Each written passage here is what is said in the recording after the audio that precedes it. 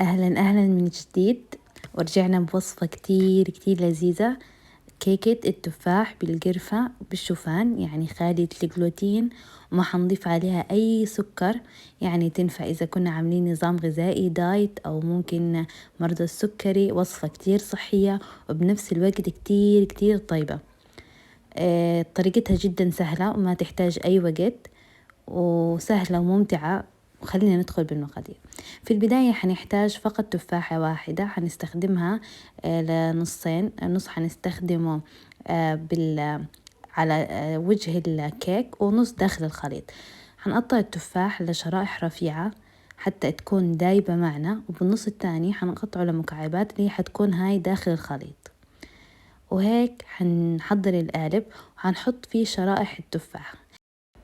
نحاول نخلي الشكل هنا متناسق، طبعا لكم الحرية بكافة شكل التفاح. بعد هيك حبيت أضيف عليهم رشة من العسل، حتكون هيك طعم مسكر أكتر، وممكن ما تضيفوا اختياري، ومع رشة من القرفة. أكيد إحنا نعرف إنه التفاح والقرفة كتير طيبين مع بعض. وخلينا ندخل بمقادير الكيك الأصلي. عنا 2 بيضة، حنضيف عليهم عسل.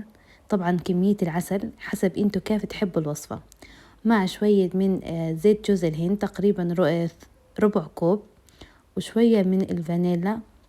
بالنسبة للزبادي، عبارة عن زبادي كامل الدسم، ممكن تستخدموا قليل الدسم. استخدمت 3 ملاعق. حكتب لكم المقادير بالتفصيل بوصف الفيديو. نبدأ تحريك المقادير كلها مع بعض، ونتأكد إنها تجانست تماما، ما في أي تكتلات من الزبادي. بعد هيك حنضيف المقادير الجافة اللي هي عنا الشوفان مطحون كويس. إذا أنتوا بتطحنوه في البيت ممكن تشتروه جاهز مطحون. ضفت ملعقة بيكنج باودر وملعقة من القرفة. طبعا القرفة هنا حتزكي كل الوصفة. ونبدأ بتحريك كل المكونات حتى تتجانس تماما. وهذا التفاح اللي باقي من القطعة اللي استخدمناها حنضيفها على الخليط، ونحرك كل المقادير مع بعض. حيكون القوام شوي تقيل، لكن لا تخافوا. هلأ بعد ما جهز الخليط حنضيفه على القالب اللي جهزنا فيه التفاح، ونبدأ بإضافة الخليط للقالب. نتأكد إنه ما فيها أي فراغات، وندخلها بفرن مسخن مسبقا لمدة 35 دقيقة على درجة حرارة 180 درجة. واستنيتها تبرد، وبعد هيك قلبتها وبدأت أفك ورق الزبدة من عليها.